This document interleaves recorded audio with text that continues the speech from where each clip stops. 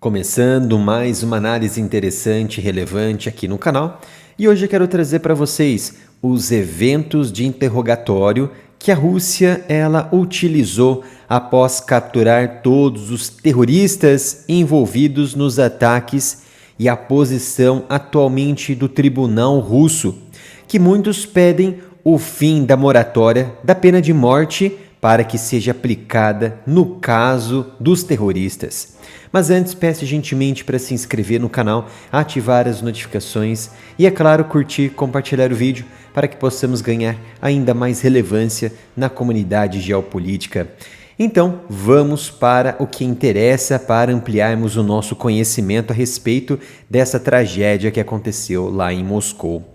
Um ataque sem precedentes ocorreu na noite de sexta-feira em Moscou, especificamente na região do evento de Crocus City Hall, um popular complexo de concertos musicais e teatrais de Moscou, que deixou mais de 130 pessoas mortas e muitas delas feridas, depois que agressores invadiram o local lá de Moscou com armas, dispositivos incendiários, bombas com diversas naturezas explosivas de explosivos plásticos e, posteriormente, o ISIS, aquele grupo terrorista do Oriente Médio, assumiu a responsabilidade pelos ataques em Moscou. Então, 4 desses suspeitos, que, é claro, são os terroristas, que a princípio eram suspeitos, foram capturados e detidos na região de Briansk, a mais de 400 quilômetros de distância a sudoeste de Moscou. E a distância até a primeira fronteira com a Ucrânia se situava apenas 100 quilômetros de distância e ficaram ali sob custódia do Comitê de Investigação da Rússia. E aqui que o processo penoso e doloroso de interrogatório começou para esses terroristas que, é claro, atacaram pessoas inocentes que não têm nada a ver com as atividades da Rússia na Síria, no Iraque, entre outras regiões, e também, assumidamente, o ISIS, e ele reivindicou este ataque. Então, esses 4 terroristas que foram capturados e detidos, eles foram identificados pelas autoridades russas, sendo eles Daler Dzizon, Mirzoev, Saidakrami Rashabalizoda, Shanzidin Fariduni e Muhamadzobir Faizov. Então, todos esses capturados, esses terroristas, ainda na região de Briansk, lá no local onde foram capturados, começaram a ser interrogados pelos militares, até mesmo de forças especiais e também aqueles que fazem parte do Comitê de Investigação da Rússia. Entre as técnicas utilizadas por eles foi a de dor, a técnica mais comum em interrogatório, que é a de dor, ou seja, tortura.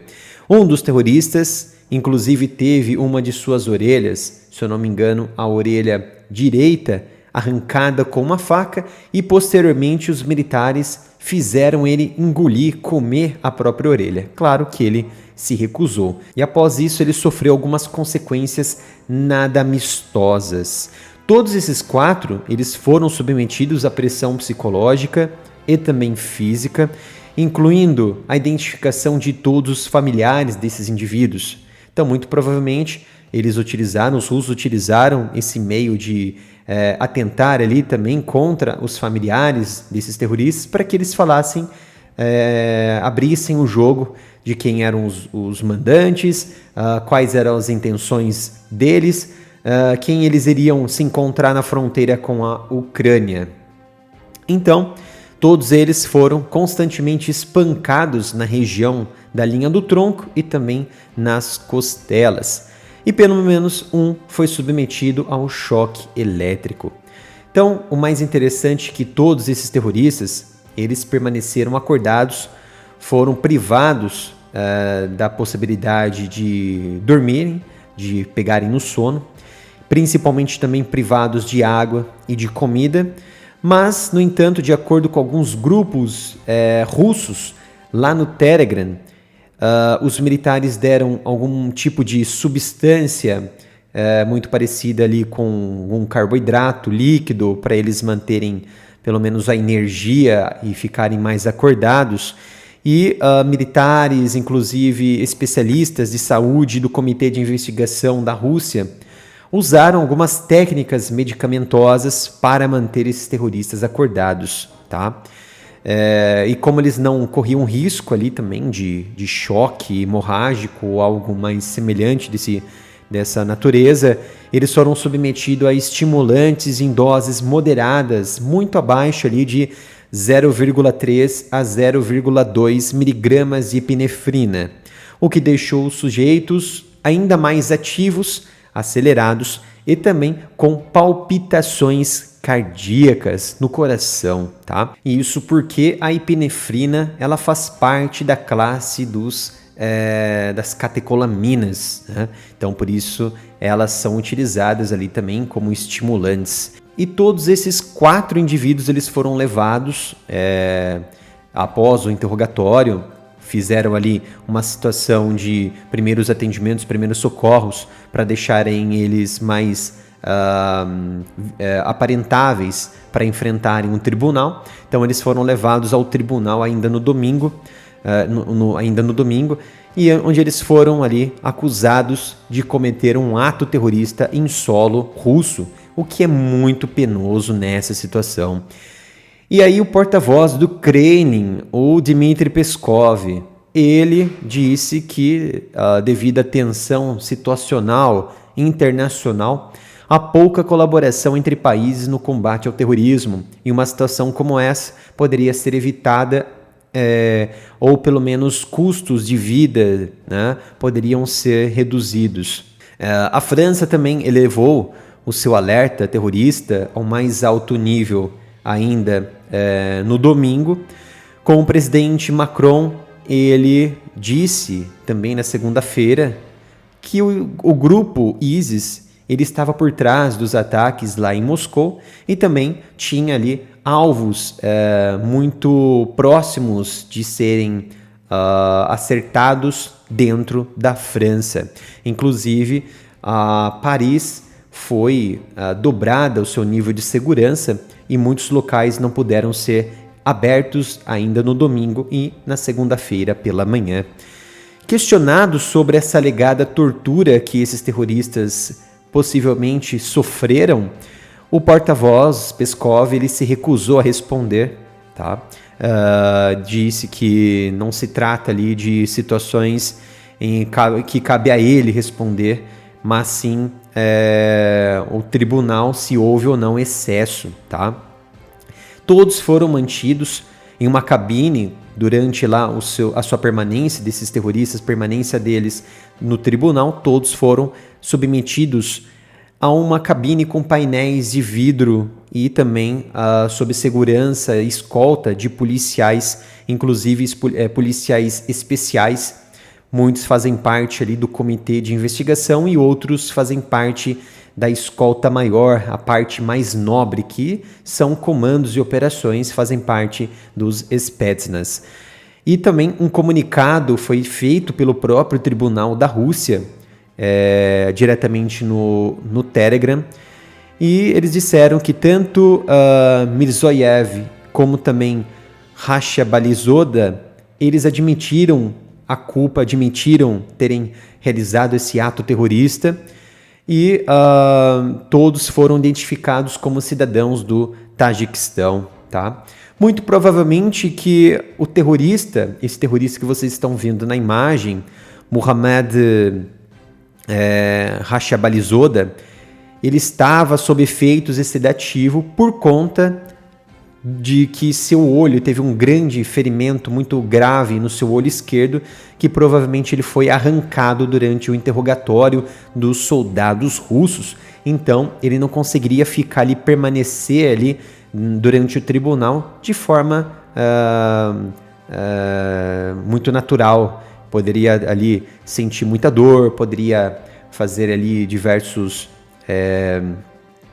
murmúrios que poderiam afetar todo o processo do tribunal e também dos jornalistas que poderiam ficar ali mais chocados com a situação. Então, todos esses 4 eles foram submetidos a uma prisão preventiva, é claro, foram incriminados ali de participarem de atos terroristas e, é claro, eles vão ser julgados até 22 de maio, onde possivelmente termina ali a prisão preventiva, mas muito provavelmente que o julgamento seja feito muito antes, é que as provas materiais, as provas também que podem estar em outros locais, não ali na Rússia, mas em outros locais de outras nações, poderiam também juntar-se a essas provas atuais em Moscou e assim incriminar ainda mais esses terroristas. Muitos russos e até mesmo da comunidade internacional, né, pediram a aplicação da pena de morte contra esses terroristas, principalmente pelos atos muito hediondos e terríveis que eles cometeram, até mesmo de pessoas que já estavam ali baleadas no chão, e eles passavam a faca no pescoço dessas pessoas. Foi realmente muito trágico e difícil de visualizar as imagens. No entanto, a pena de morte, a pena capital na Rússia, apesar dela ser legal, ela está na Constituição, esse tipo de pena não foi mais aplicada em execuções dos tribunais desde 1996, quando então o presidente Boris Yeltsin ele emitiu um decreto estabelecendo de fato uma moratória que foi explicitamente confirmada pelo Tribunal Constitucional. Então, desde 1996 não é aplicada uma pena de morte na Rússia. Então, as autoridades sugeriram ainda, até mesmo sem provas, as autoridades russas, que os agressores, os terroristas, estavam diretamente envolvidos com a Ucrânia, e a Ucrânia estava diretamente envolvida com esses atos terroristas, até porque Kiev estava preparando uma janela para receber esses indivíduos que estavam praticamente quase atravessando a fronteira com a Ucrânia, na região de Sami. Isso porque a cidade de Briansk, onde esses terroristas eles foram capturados, se localiza a apenas 100 quilômetros da primeira fronteira ucraniana. E faltava pouco para eles realmente cruzarem essa fronteira de apenas 100 quilômetros da região de Briansk até o oblast ucraniano de Sami. E Kiev, é claro, refutou todas essas afirmações da Rússia. E a Rússia, é claro, ela já vinha sendo mirada, sendo alvo do EI há um bom tempo, do ISIS, tá? Porque os Estados Unidos, inclusive, neste mês de março, alertaram Moscou por diversas vezes que um possível ataque poderia ocorrer dentro do país. Mas, segundo o Ocidente, esses alertas foram rejeitados pelo Kremlin, que disseram ainda que era classificado como uma propaganda e uma tentativa de interferir nas eleições presidenciais da Rússia, que reelegeu o presidente Vladimir Putin. Mas, de todo caso, eu vou esclarecer algumas coisas aqui de forma muito rápida, tá? Os Estados Unidos e as outras agências de inteligência do Ocidente afirmaram sim que o ataque foi provavelmente executado pelo braço do EI Khorasan ou ISIS-K, que opera principalmente no Afeganistão e em partes da Ásia Central, principalmente também Irã.